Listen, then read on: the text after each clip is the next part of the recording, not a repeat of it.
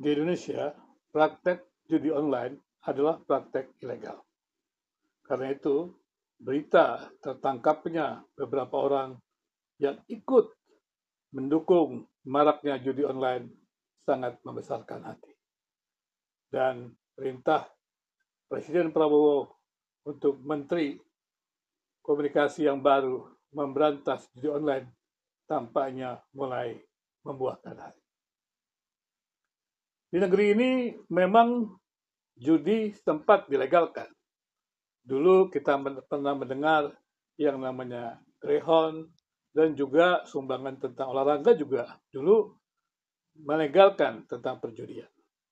Tapi kemudian negeri ini juga melihat dampak negatifnya, bahkan pengaruhnya kepada pemerintah yang membuat pemerintah tak mampu bekerja efektif dengan dana-dana yang terhisap kepada judi, maka kemudian juga judi menjadi sesuatu yang dilarang.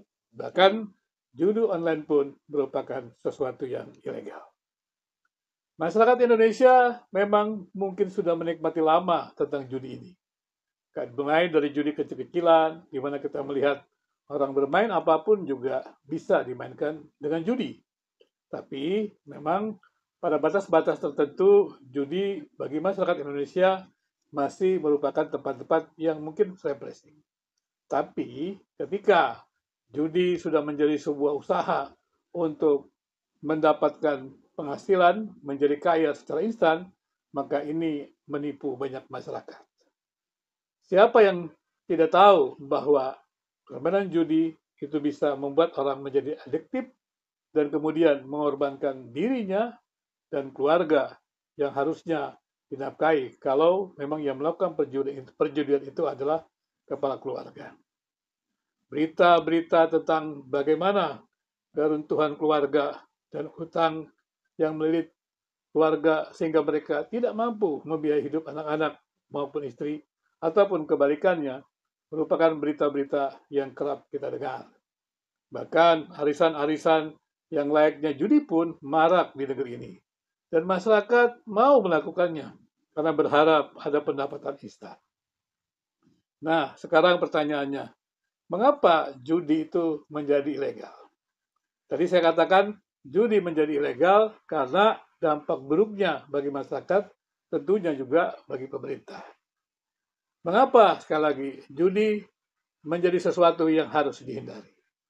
Pada waktu saya ingin menyelesaikan tingkat 3 atau 3,5 tahun begitu dalam kuliah di sebuah kampus. Nah, waktu itu saya kuliah di Akademi Pimpinan Perusahaan, Departemen Perindustrian RI. Dan setelah 3 tahun, kami setengah tahun itu adalah masa praktek.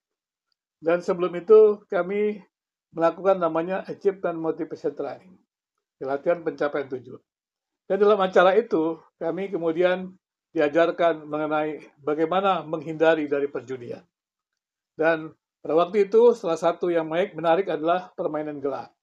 Jadi kami diberikan uang dan kemudian diminta melemparkan gelang dari jarak tertentu dan jika berhasil menang.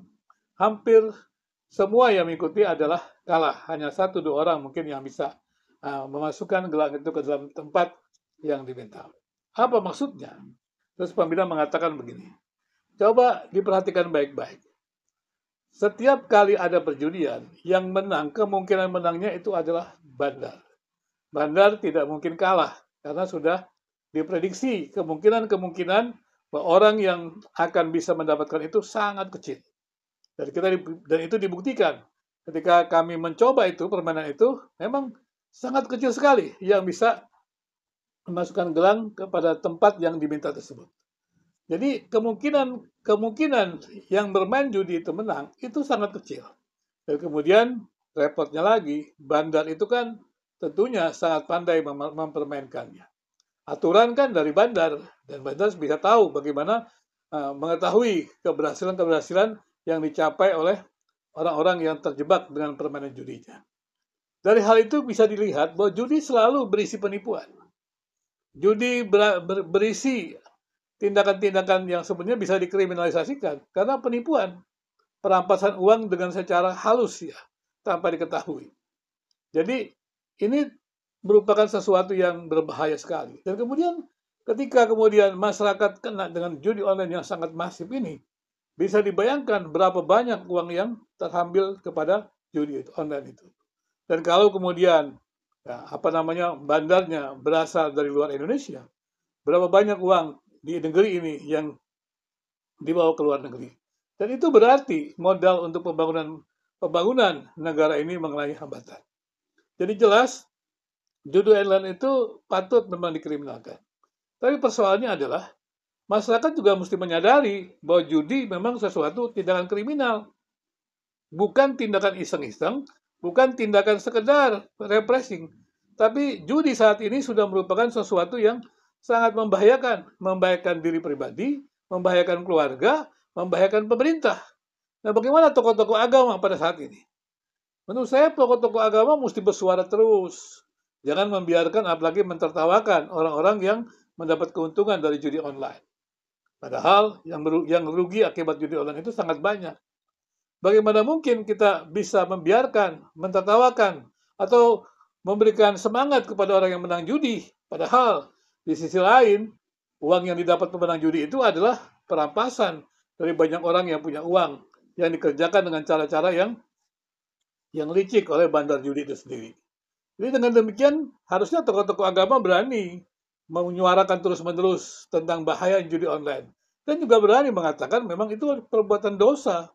Mengapa dosa? Karena merampas uang kalau menjadi pemenang sebagai sesuatu yang tidak legal.